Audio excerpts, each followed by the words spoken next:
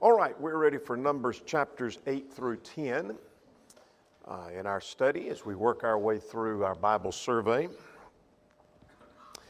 And this is one of the outlines that we are following of the book of Numbers. This has to do with the numbering of the children of Israel, but more than that, it has to do with their leaving Sinai, which we do tonight in our study, and start making their way from Mount Sinai. We'll say more about that here in a moment. But we're right here in this section. We're going to go from 8 to 10, so we're leaving the instructing to the journeying. The first major section has to do with the old generation from Sinai to Kadesh, and then we'll get down to Kadesh to Moab, but then we have much of the book, or several chapters of the book dealing with that transition era, that is, they're wandering in the wilderness. We often talk about children of Israel wandering in the wilderness. This is the book that talks about that. And we haven't got yet to that, but we're starting that tonight in chapter 10. So we're starting the wilderness wandering. So we're dealing with some instructing and ready for the departing. This is Wiersbe's outline. He deals with it in this sense of the old generation set aside and they are canceled, and then they're chastised. We'll get to that, and then they're condemned. So some things go south for them once they get out into the wilderness, and we'll get to that here in just a little bit. Let's review where we've been in our chapters. Chapter 1 of Numbers dealt with census. The first census. Chapter 2, separation by the camps. Now, we'll get to that a little more tonight as they break up camp, the order in which they break up camp and they leave. And we have that diagrammed on the slide, and we'll get to that a little bit later. Chapter 3. All right, the Levites chosen and they're numbered. So this is fitting with the theme of the book, or the idea of numbering of the children of Israel. Chapter 4, the duties of the Levites. Now that's important because we're going to see some of those duties come to play in chapter 8 and 9, and 10 and as well. Chapter 5.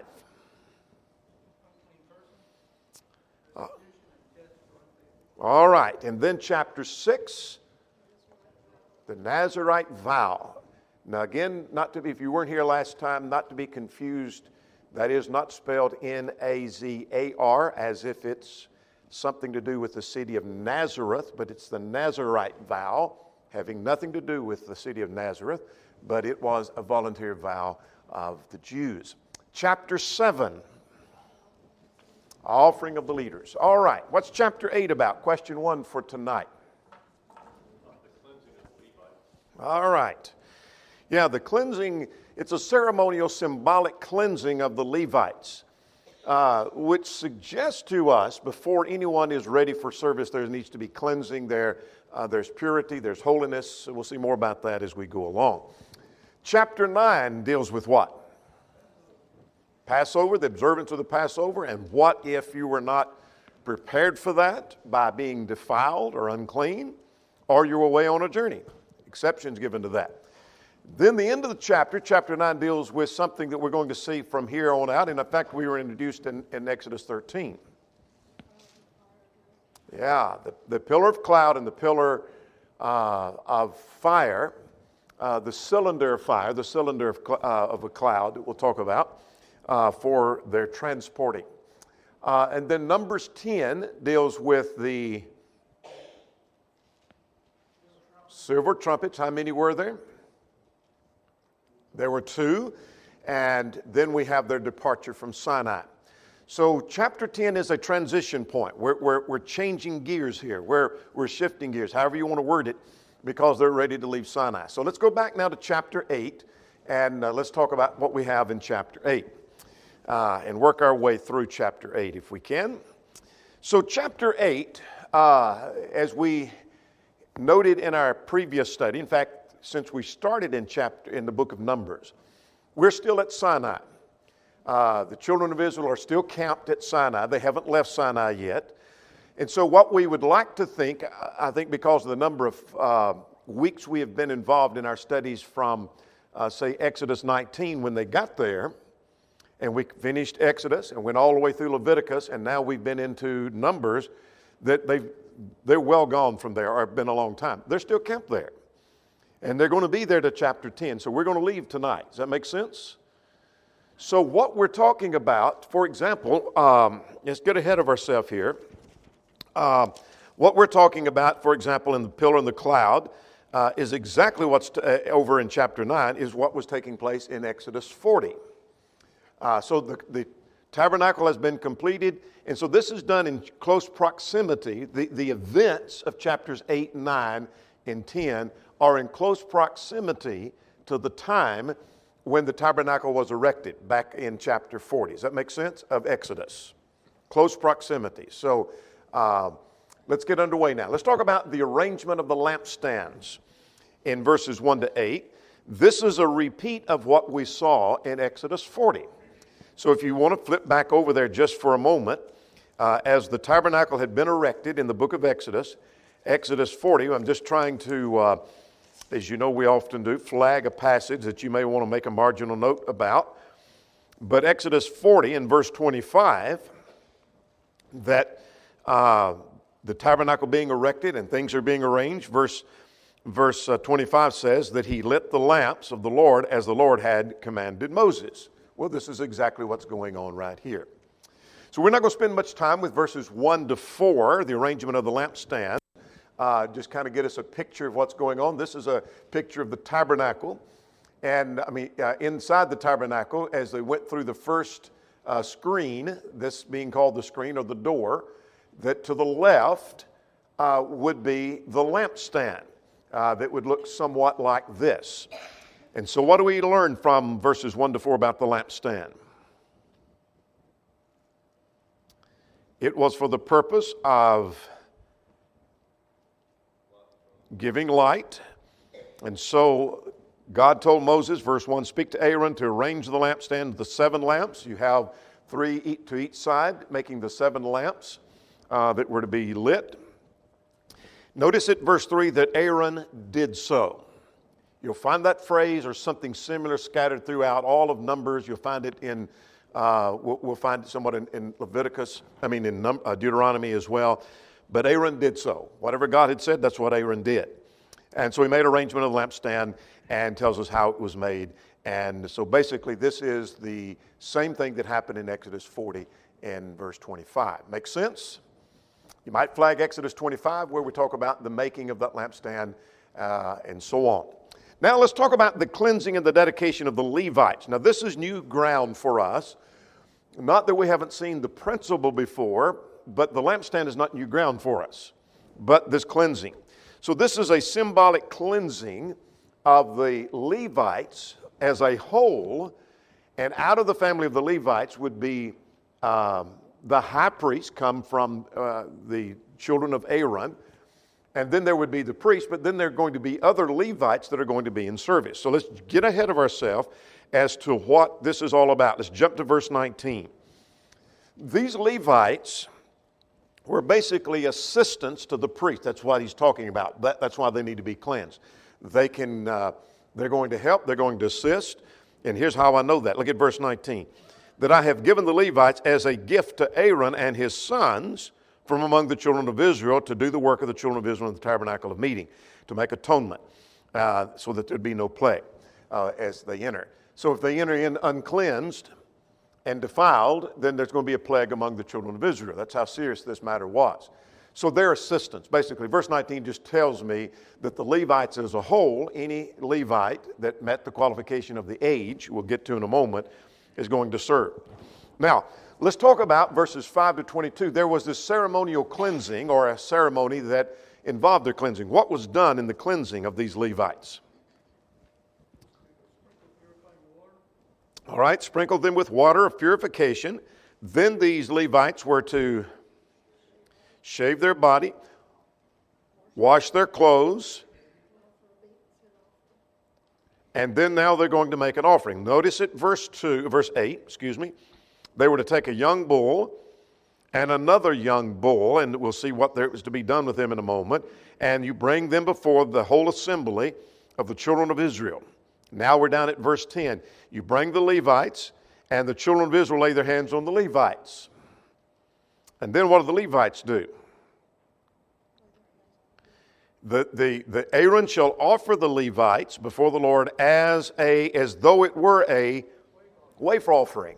Now, wave offering, as we've already noted in Leviticus, was held up and waved before the Lord, and that's how the wave offering. Well, you're not going to pick up the whole nation of the tribe of the Levites, but they're symbolically waving them before the Lord. In other words, they're being dedicated and offered before the Lord. Now, we had already noted earlier, the Levites are given in place of the firstborn. That as the firstborn are dedicated, instead of all of the firstborn being given to the Lord, God takes the Levites in their place. We saw that earlier in the book of a book of Numbers. So now at verse 12, the Levites shall lay their hands on the heads of the young bulls, and one is offered and another one is offered as a burnt offering. So here again is part of the ceremony. We're interested. We won't remember the details 2 weeks from now, but we want to remember the concept of what's involved in this ceremonial cleansing. And then you stand before the Levites, and you shall stand the Levites before Aaron and his sons and offer them as a wave offering. Here we are. And thus, here's the key concept. What's going to happen to the Levites? Verse 14. They're separated from among the children of Israel. In other words, they're dedicated, devoted, they're cleansed. And after that, they can do what? Verse 15. They can go work in the tabernacle and as though they were a wave offering. You shall cleanse them and offer them as though they were a wave offering. For they shall be wholly given to me, and I'm paraphrasing verse 16, in place of the firstborn. And now we've already looked at verse 19. Now let's drop down to verse 20 and get verses 20 to 22 to finish that section. Thus Moses and all the children of Israel did so. In other words, they did exactly what God had told them to do. Verse 21, they were purified, and Aaron presented them as though they were a wave offering before the Lord and cleansed, and now they're ready to go about doing their work. Make sense? It's a ceremonial cleansing. There was a ceremony of that, but it's a symbolic cleansing so that the Levites are ready for service. What do you learn from that? There's something practical in that. All right, they're dedicated. We need to prepare ourselves to be dedicated to the Lord. It's not just a process of saying, I am. It's a process of cleansing yourself. Good point. Bringing yourself to purity. Yeah, it's the process of, you don't just say I'm dedicated to the Lord. There's a process of cleansing to be ready, and there's preparation for the work. More about that in a moment. Let's spend a little time talking about the age of service, because there seems to be a little discrepancy of ages of what we've seen before. Let's see if we can harmonize that with some other passages. Now, the age of the service, we're talking about the men who are serving among the Levites. And so we see that this pertains to Levites from 25 years old and above. They may enter the service, and at the age of 50, they may cease performing the work. Now, we'll come back to the age 50, but I'm more interested in the younger age. We saw in chapter 4, verse 3 and verse 25, the age was from 30 to 50. We noted then that it was perhaps later changed. Well, let me give you a couple of alternatives here. It's either that age was changed by God. I don't mean man changed that at all. That's one possibility. And then perhaps changed even again later in 1 Chronicles. We'll flag that verse here in just a moment. But it almost seems like in chapter 4 that we covered, in verse 3 and verse 25, that the age 30 to 50 had reference to the transporting of the tabernacle, whereas the 25 to 50 had more to do with the service in the tabernacle in the wilderness time, while they're journeying in the wilderness. Let me flag another passage. 1 Chronicles chapter 23, verses 24 to 26, the age is from 20 to 50. And that seems to be after they settled in the land. And so why the discrepancy of age? Because God changed the age or set the ages, and I'm not going to question that. Now, either God was changing it all along. These are talking about the same groups. And all three passages, chapter 4, chapter 8, and 1 Chronicles 3, are all talking about the same group of people, and God's changing the age from 30 to 25 to 20. Or we're talking about three different circumstances, and I want to think the latter is the case. Does that make sense? So the 25 or the age 30 at chapter 4 probably is talking about the transporting of the tabernacle, because that was in the context. Chapter 8 is talking about the service in the tabernacle, and the age is now 25 to 50. And then in 1 Chronicles, that's after they get into the land and settle. Make sense? You don't have to agree with that. That may not be the case. It may be you say, well, this God just kept changing the age. I'm not sure. Let's talk about the older age of 50. At 50, they would cease and do no more work.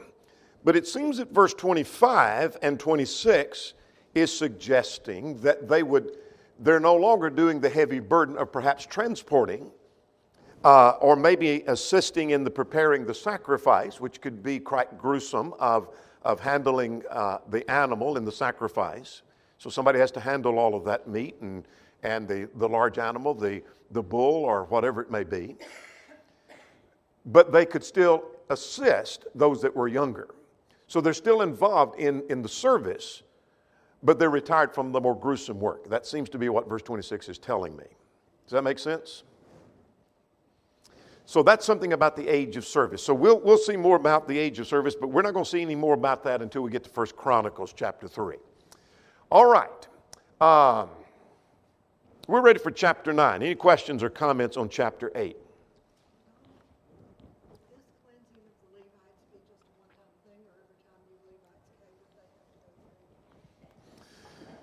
I'm not sure, because this text doesn't tell us. And we may come across one I've forgotten about.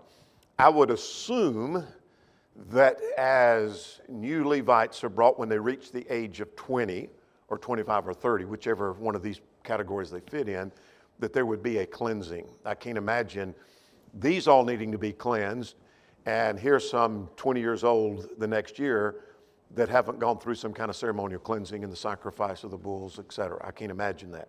But I don't know the reference on that. There is some conjecture there on my part.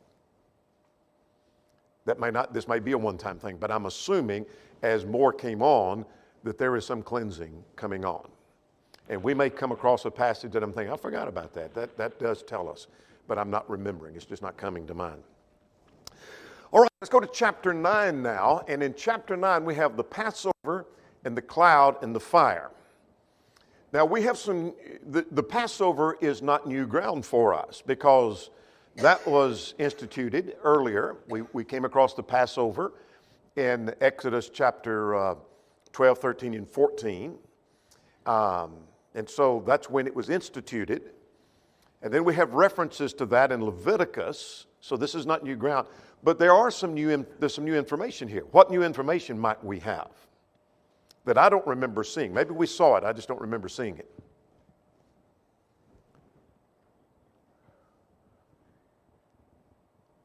And what makes me, not only because I don't remember it, I think it's new material, and there's no reference to it, because Moses, when a question was raised, had to do what at verse 9? Had to ask God to get the answer of what was to be done. So what do you do if someone's defiled at the time and they miss the Passover? So let's see if we can make some sense of this section.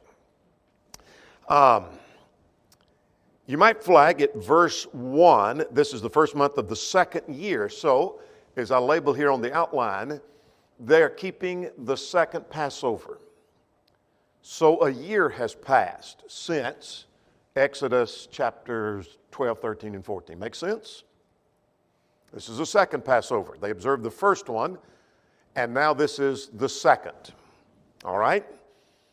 This is in the second year after they came out of the land of Egypt. All right? So the instruction was, let them keep the Passover at its appointed time. And it was on the 14th day of this month, on the first month. On the 14th day of the first month, at the twilight, they were at appointed time. According to all its rites and ceremonies, you shall keep it. Now, the details of the Passover is not given here. Why? It's been given earlier, the details of that. He's just reminding Moses that's what they're to do. So we're not going to go back through the details of that. So Moses told the children of Israel they should keep the Passover, and they kept it on the 14th day of the first month. I'm reading it verse 5, according to the command of God. So they did. That's the point. They kept the Passover. Now, here's where we get interesting.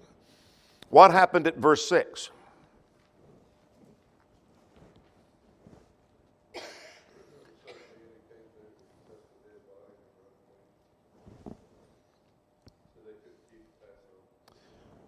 All right, there were some men who had touched a dead body, and they said they could not keep the Passover, and they asked, why are we kept from presenting the offering of the Lord at the appointed time among the children of Israel, verse 7.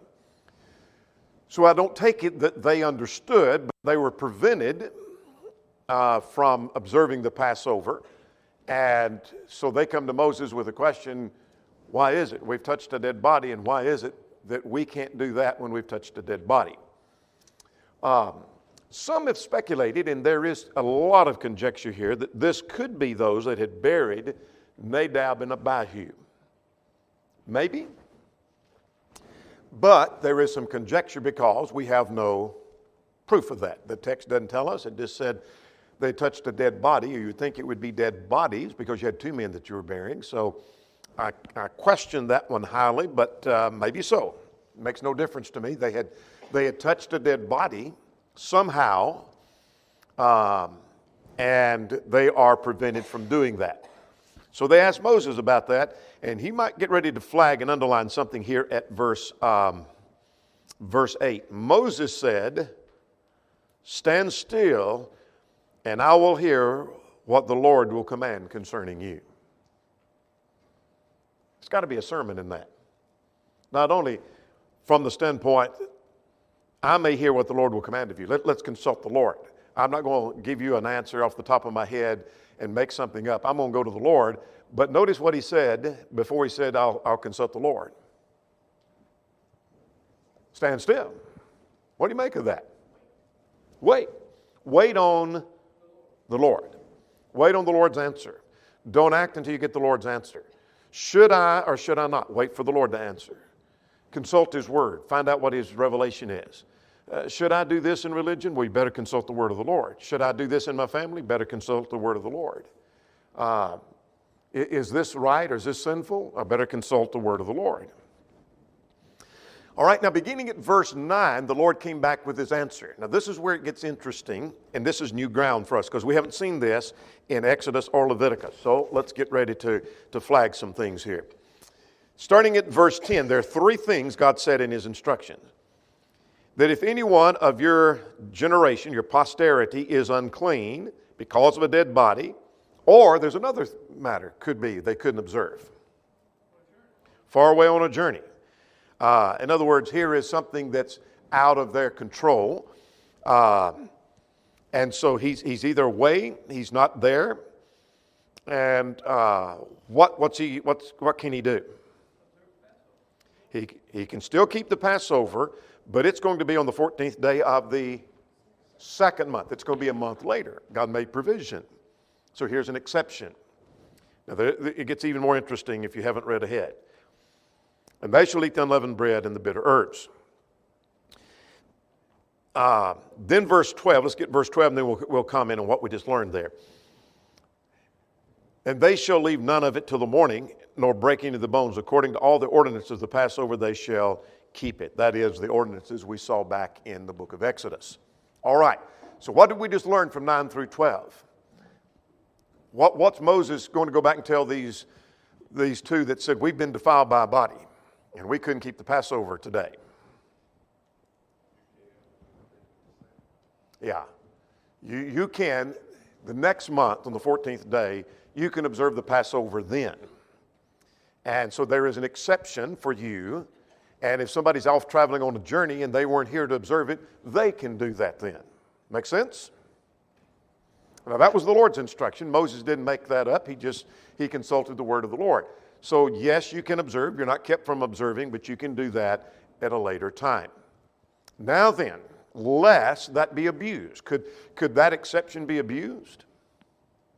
Sure, because when the Passover comes around, somebody could say, well, if he can do it the next month, then I'm going to do it the next month, and I'm going to be working my oxen. I'm going to be doing whatever I want to do that day. We're working in the field, and we're going to keep working in the field. We're not going to observe the Passover when the Passover comes around because we'll wait till the next month. And no, that's not going to work that way. Look at verse 13. What do you learn from verse 13?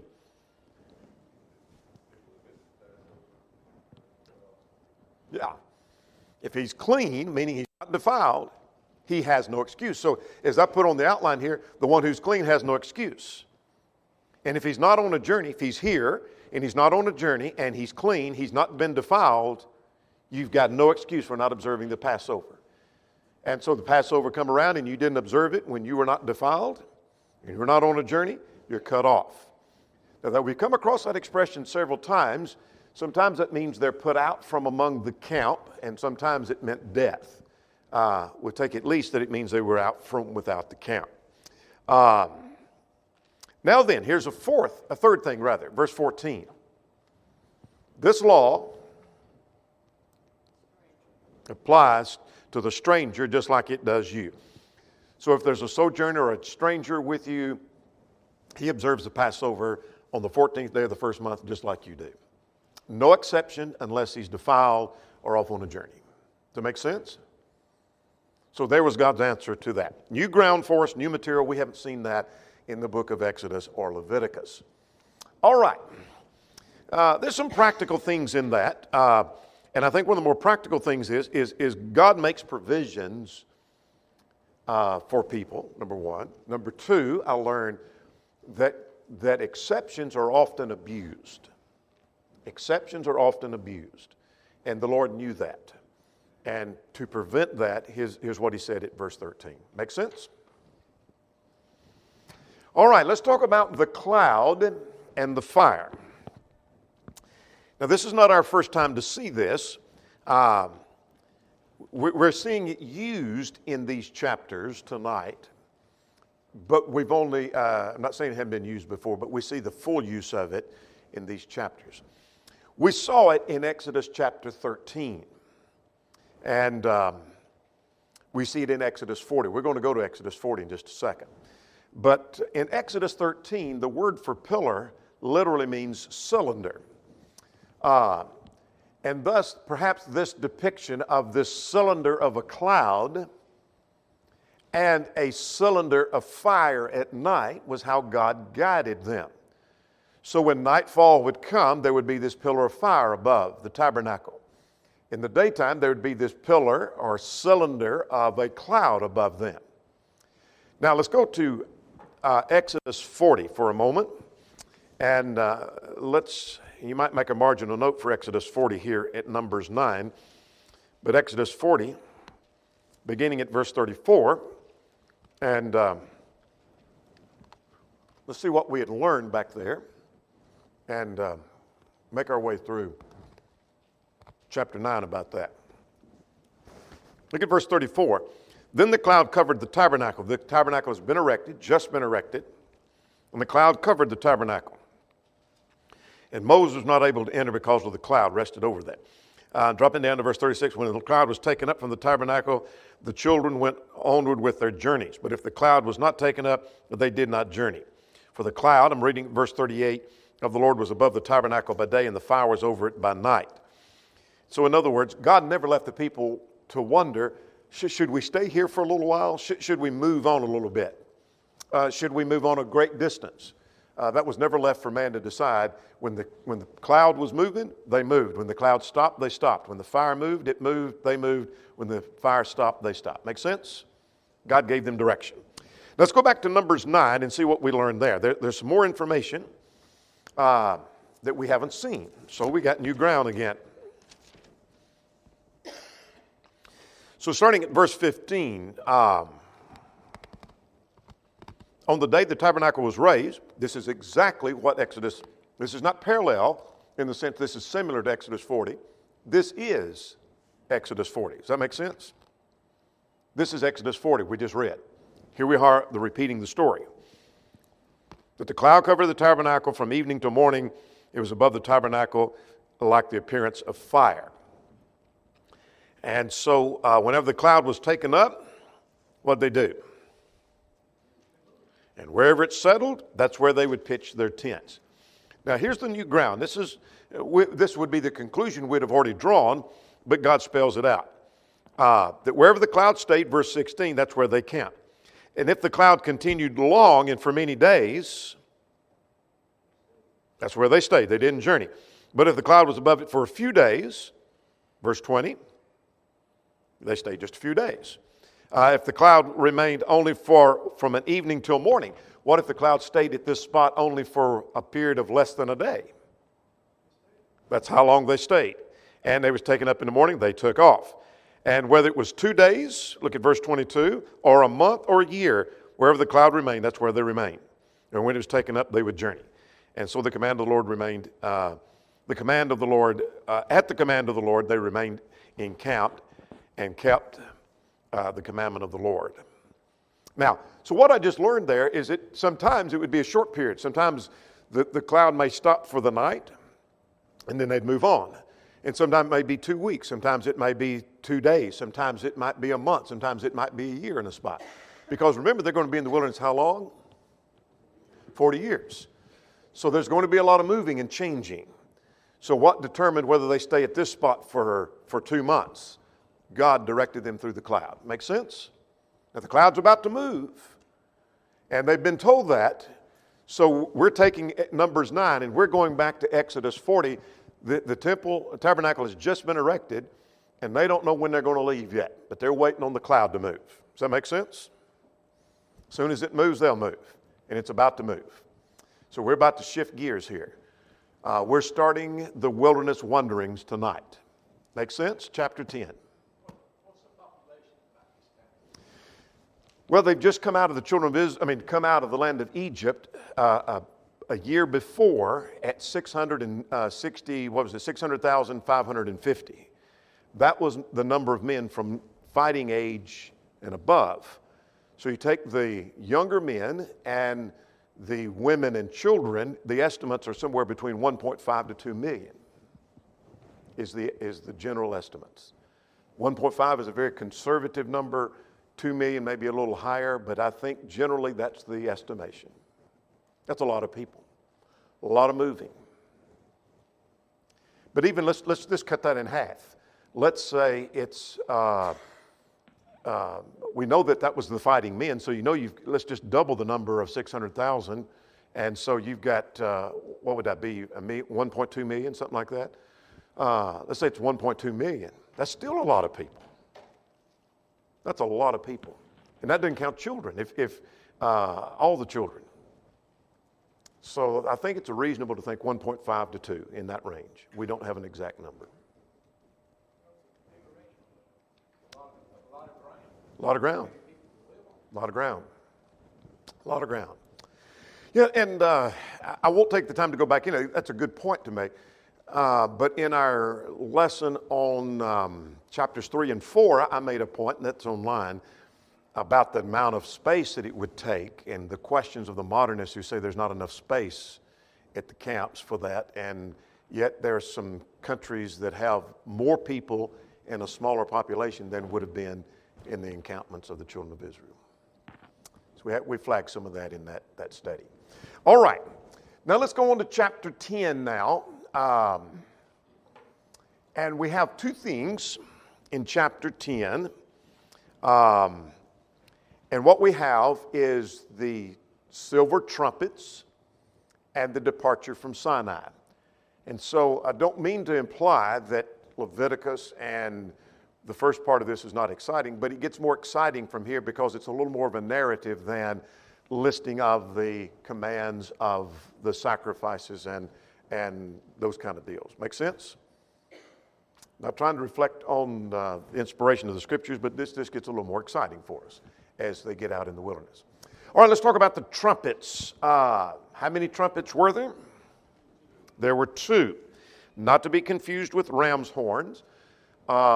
Willis, in his work on Numbers, his little pamphlet on Numbers, quotes from what's the Jewish historian? Josephus, yeah. He quotes from Josephus that Josephus says that these were straight horns, not mentioned here, not to be confused with a ram horn, but that history showed that these would have been straight horns, like you see pictured on the screen before you. Be that as it may, these are to be a hammered work. I'm more interested in what they were used for than what they look like. But you should make 2 trumpets for yourself and make them of hammered work. And so let's begin listing how they are to be used. In verse 3 and 7 and 8, if they were to blow both of them, and I take it, though this is not mentioned here, there is some conjecture, so understand that there would be times that maybe a different pitch would be blown for different things, as well as how many trumpets were blown. Does that make sense? Perhaps, to distinguish the call. But anyway, if both were blown, that was for the purpose of calling an assembly. And so there would be times you call the whole assembly together. You see that in verse 3. When both are blown, the assembly shall gather at the door of the tabernacle. Let's get ahead of ourselves to verses 7 and 8. When the congregation is to be gathered, you shall blow, but not the sound of advance. So it's going to be I'm taking that's a different pitch, maybe a different rhythm or something. I'm not sure. Some distinguishing sound. It's not the same thing for the advance. It will come back to, but the whole congregation is to assemble together. All right, at verse 4, if only one trumpet were to be sounded, that was for the leaders, the heads of divisions were to come. Then there is a blowing at verses 5 and 6 that was for the purpose of it advancing. And this is for the movement. So while the cloud would move, they're still waiting on the signal to advance. Does that make sense? So all the children of Israel don't just take off. It's in an orderly fashion, as we're going to see beginning down at verse 11. So here's something that's mentioned, and then there's a couple of things I think implied. Let's see what they are. That when you sound the advance, those that would lie on the east side, at verse 5, they shall begin their journey. All right? And when you sound the advance the second time, those on the south side. Now that's the order which is taken beginning at verse 11. But what's interesting is the west and the north are not mentioned. But they do advance beginning at verse 11. So I take it that there was another signal that's not mentioned here. Is there conjecture there? Sure, it has to be because it's not mentioned. But how would they know? The other two sides are signaled somehow. You would think the last two would have to be signaled somehow. And so I think there is some implication there for what it may be worth. Then they would also use, this is really descriptive of how the trumpets are to be used. So it would be for the advance, but there would be another signal, verse 9, for war. We haven't seen much about war yet. They haven't been in a war yet. They're going to be in wars when they get into the land. But what's going to happen? Well, there's going to be the sound and you're going to go to war. But then God assures them the Lord will protect them and help them with their enemies. Then verse 10, they're going to use these trumpets at their feast. Why don't we have details about the feast? Because the details have already been given in the book of Leviticus, particularly, as well as some things in Exodus. All right, now that's the trumpets, and we'll see more about the trumpets as we go along. Now let's talk about this departure from Sinai. Beginning at verse 11, we have time in about 5 minutes to get through most of this because we're going to give a summary. We're not going to have to read every verse because it's just talking about this tribe and then this tribe and this tribe, and we'll get to that in the order of march. Look at verse 11 to 13. That it came to pass, here's the transition in the book. It came to pass in the 20th day of the second month, in the second year, the cloud was taken up from above the tabernacle, and they set out from the wilderness of Sinai. And where'd they go? Haran, yes. All right, now this is the traditional view. By traditional, there are some who think there's new insight that suggest that this is Mount Sinai. This is the Sinai Peninsula. This is the traditional route, and this is the traditional site for Mount Sinai. Some think Sinai is over in the land of Midian. That's fine.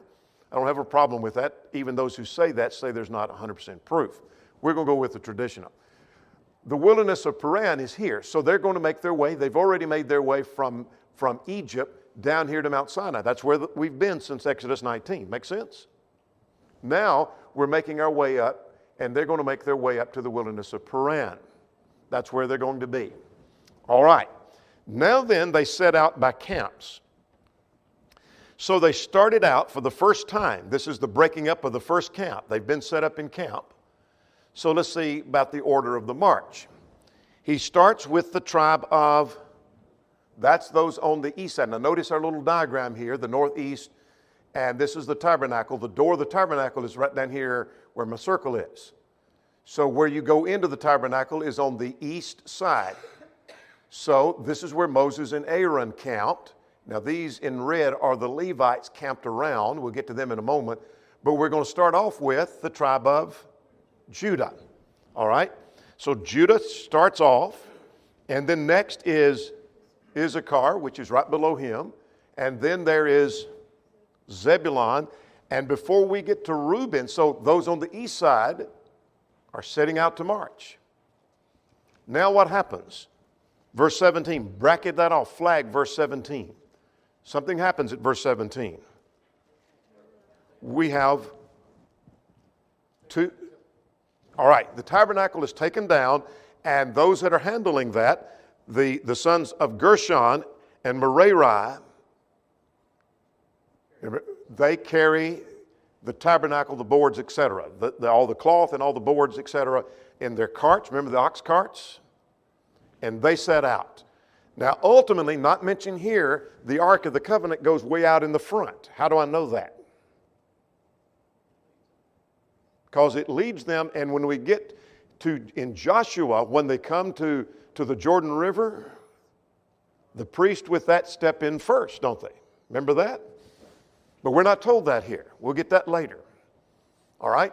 So then you have these two tribes is what you have, the Merarites right up here, if I can get my thing to work here, and the Gershonites. They head out, and now who's next? There's Reuben and Simeon and Gad. That gets these down here at the bottom. Right down here. They take off. Now then, who comes next? Those of Kohath. Might bracket off verse 21, carrying the holy things. And the things that they were to carry according to chapter 4. Now then, who we're ready for? You might underline the tribe names. At verse 22, you have Ephraim, then Manasseh, then Benjamin, verse 24, verse 25, Dan, then we have Asher, then we have Naphtali, and that's it. We've made our circle all the way around.